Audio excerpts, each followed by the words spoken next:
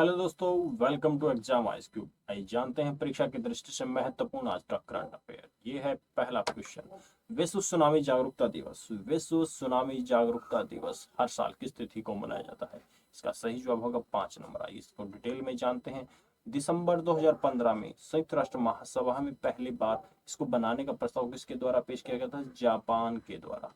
तो तभी से 5 नवंबर 2016 को ये पहली बार मनाया गया था। और ये कौन सा विश्व सुनामी दिवस मनाया गया था? 8वां विश्व सुनामी दिवस 2023 में मनाया गया है। ये इसकी थीम है। ठीक है।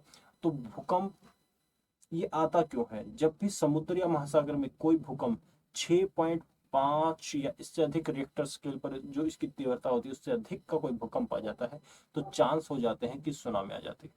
तो आपके लिए प्रश्न ये रहा कि भारत में एक बार सुनामी आज तक आई है, वो किस वर्ष आई है? जल्दी से कमेंट करके बताइएगा। अगले प्रश्न पर जब तक हम चलते हैं, हाल ही में जारी IQA रिपोर्ट के अनुसार दुनिया के 2 सबसे प्रदूषित शहर कौन से हैं? ऑप्शंस में आपको एक देख के मजा भी आ रहा होगा कि जो भी सारे शहर दिए गए हैं वो सब भारत और पाकिस्तान के हैं। दो जिगरी दोस्त मान लीजिए या दुश्मन मान लीजिए। तो इसका सही जवाब क्या होगा? इसका सही जवाब है आंसर सी, दिल्ली और लाहौर। ठीक है।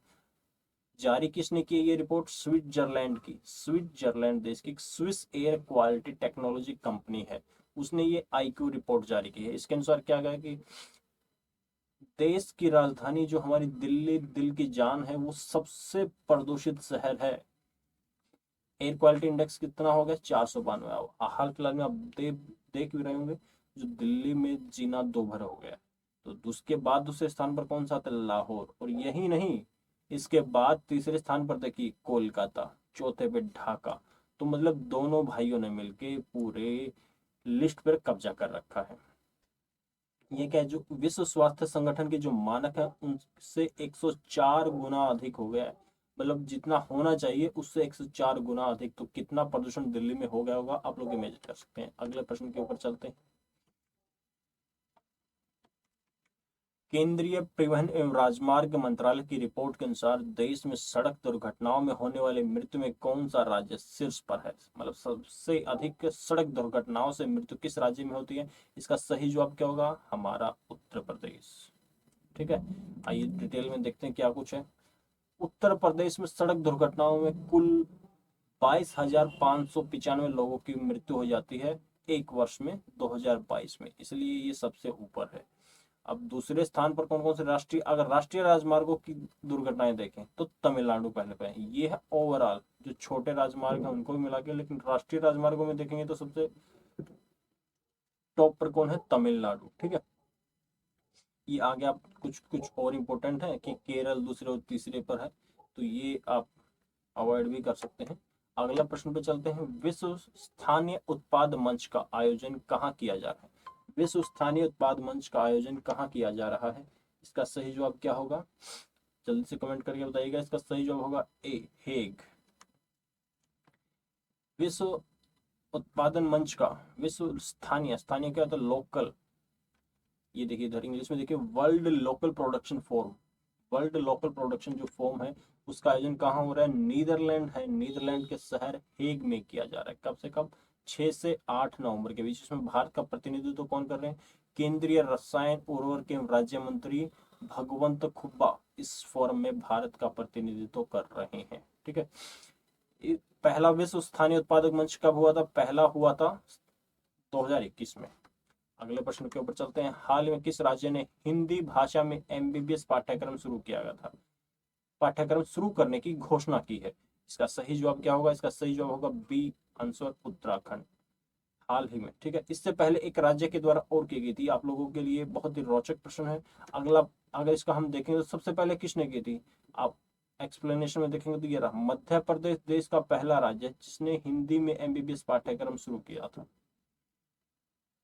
ठीक है। अगले क्वेश्चन के ऊपर चलते हैं। हाल में किस राज्य के कैबिनेट ने राज्य में जाति आधारित सर्वेक्षण को मंजूरी दे दी है? हाल ही में किसने दी है? इससे पहले और राज्यों में भी अभी जाति आधारित गणना हुई थी, तो भारत में ये बहुत हॉट टॉपिक्स हो गया है। तो हाल में किस राज्य ने दे दी है? इसका सही जवाब क्या होगा? जल्दी से कमेंट करके बताएंगे। इसका सही जवाब होगा आंध्र प्रदेश। ठीक है।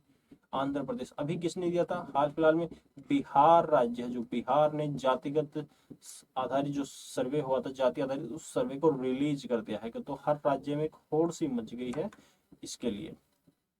2023 में नवंबर 2023 कैबिनेट ने, आंध्र प्रदेश कैबिनेट ने सर्वेक्षण करने को मंजूरी दी थी। मुख्यमंत्री कौन है आंध्र प्रदेश के? Y S Jagmohan Reddy. Y S Jagmohan Reddy यहाँ के वो है मुख्यमंत्री। बिहार देश का पहला राज्य है, बिहार देश का पहला राज्य है जिसने राज्य में जातिगत जनगणना करवाई है।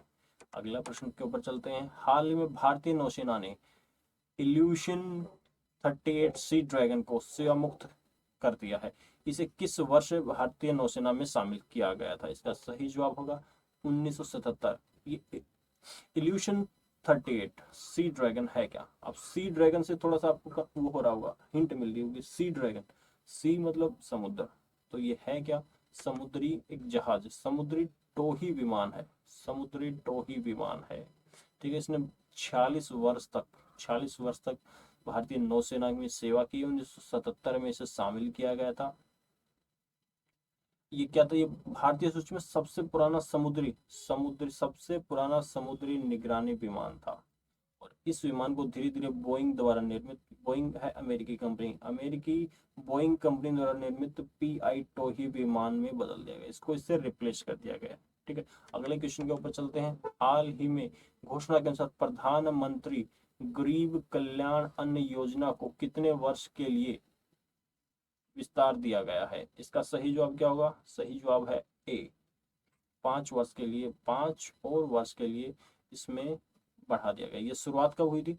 जब हमारा कोविड चल रहा था। कोविड के दौरान भारत सरकार ने क्या सोचा कि जो गरीब लोग हैं वो अपने, अभी काम धंधा रोजगार बंद हो गया तो उन लोगों को परेशानी ना हो, तो उनके लिए फ्री अनाज दिया गया था। उसी का नाम दिया गया था गरीब कल्याण अन्न योजना। ठीक है, इसकी घोषणा प्रधानमंत्री द्वारा छत्तीसगढ़ में की गई है। केंद्र सरकार ने इसे सबसे पहले 30 जून 2020 को शुरुआत किया था। बार बार इसको बढ़ा रही थी। ये अब दिसंबर 2023 में समाप्त होना था, तो अब ये मान सकते कि इलेक्शन होने वाला है, तो इसको 5 साल के लिए और विस्तार देके 2028 तक इस योजना को बढ़ा दिया गया है। ठीक है, केंद्रीय योजना है ये। अगले प्रश्न की ओर चलते हैं। हाल ही में लेखिका लीला ओमचारी, कौन है लेखिका? लीला ओमचारी का निधन हो गया। उन्हें किस वर्ष पद्मश्री से सम्मानित किया गया था? किस वर्ष पद्मश्री से सम्मानित किया गया? इसका सही जवाब क्या होगा? Answer B. अब देखते हैं, लेखिका ये तो है ही लीला ओमचारी, और क्या क्या करती थी? मतलब बहुमुखी प्रतिभा की तो धनी थी ही, वो विख्यात लेखिका थी, गायिका थी और संगीतज्ञ थी। ठीक है, इनको 2008 में पद्मश्री से सम्मानित किया गया था। 2008 में पद्मश्री, ये देखिए यहाँ पे ना टाइपिंग मिस्टेक हो गया है, 2002 नहीं 2008 आएगा। यहाँ पे 2002 नहीं है, 2008 आएगा। ठीक है, 2008 में इनको पद्मश्री से सम्मानित किया गया था। लीला है, इनका जन्म 1929 में कन्याकुमारी में हुआ था। कन्याकुमारी कहाँ है? कन्याकुमारी जिला केरल में। ये थेवरम गीत और कथकली संगीत के साथ साथ कृष्ण नाट्यम जैसे नृत्य में भी महारत थी। तो ये लेखिका थी, गायिका थी, संगीतज्ञ थी और नृत्यज्ञ थी। ठीक है, अब अगले प्रश्न के ऊपर चलते हैं। हाल ही में किस राज्य सरकार ने डॉक्टर पुनीत कुमार हृदय ज्योति योजना, डॉक्टर पुनीत कुमार हृदय ज्योति योजना किसने शुरू की है? इसका सही जवाब आप लोग बताइए क्या होगा? इसका आंसर होगा डी, कर्नाटक। केंद्र सरकार ने हाल ही में कर्नाटक सरकार ने डॉक्टर पुनीत कुमार हृदय ज्योति योजना क्यों शुरू की है? आजकल जैसे दिल के मरीज बहुत ज्यादा बढ़ रहे हैं ना, युवाओं में भी हृदय घात बढ़ रहा है। कोई किसी चक्कर में दिल का रोगी हुआ बैठा है, तो कोई किसी चक्कर में। तो गोल्डन आवर में, आवर जो गोल्डन आवर होता है, जैसे ही किसी को हार्ट अटैक आया, वो जो पहला घंटा होता है उसको हम जल्दी से जल्दी हॉस्पिटल तक पहुंचा सकें, कोई भी मतलब जो प्राइमरी ट्रीटमेंट होता है वो करके, वो बहुत क्रूशियल होता है। अगर हम उसमें दिल का दौरा पड़े व्यक्ति को अगर हम उसमें अस्पताल पहुंचा देते हैं तो वो बचने के चांस बढ़ जाते हैं। अगर वो हमने वेस्ट कर दिया तो कैजुअलिटी होने के चांसेस बढ़ते जाते हैं।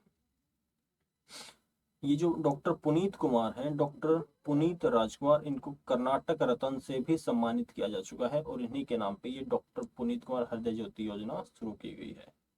अगले प्रश्न के ऊपर चलते हैं। हाल ही में किसे सोमनाथ ट्रस्ट का अध्यक्ष चुना गया है? हाल ही में किसे? हाल ही में सबसे नरेंद्र मोदी को श्री सोमनाथ ट्रस्ट। श्री सोमनाथ ट्रस्ट है कहाँ पे? गुजरात में जो सोमनाथ का मंदिर है, गुजरात में जो सोमनाथ का मंदिर है, उस ट्रस्ट का अध्यक्ष किसको बना दिया? यहाँ पहले इस साल तक क्या होता था, इस साल से पहले तक हर वर्ष इसका चयन किया जाता। अब क्या हो रहा है, एक तो तीसरी बार इस ट्रस्ट का अध्यक्ष किसे चुना गया? नरेंद्र मोदी को। 2021 में चुने गए थे और अभी भी चुने जा रहे हैं। 5 वर्ष के लिए अध्यक्ष बना दिया गया है। 74 वर्ष लंबे इतिहास में पहली बार है कि किसी अध्यक्ष को 5 वर्ष के कार्यकाल के लिए चयनित किया गया है। तो आप लोगों के लिए आज का प्रश्न यह है कि सोमनाथ जो मंदिर गुजरात में है, उसको किसने पुनर्जीवित, मतलब उसका पुनरुद्धार किसने करवाया था? एक बहुत ही भारत के बहुत जिसने वो नेता जिन्होंने भारत का एकीकरण किया था, ठीक है, भारत का बिस्मार्क कहा जाता है उन नेता को। आपके लिए आज का प्रश्न है, उसको कमेंट करके बताइए कि किसने सोमनाथ मंदिर का पुनरुद्धार करवाया था स्वतंत्रता 85 के बाद। ठीक है, तो ये थे आज के करंट अफेयर के क्वेश्चन। मिलते हैं ऐसे ही डेली क्वेश्चंस के साथ, तब तक के लिए थैंक यू। ओके।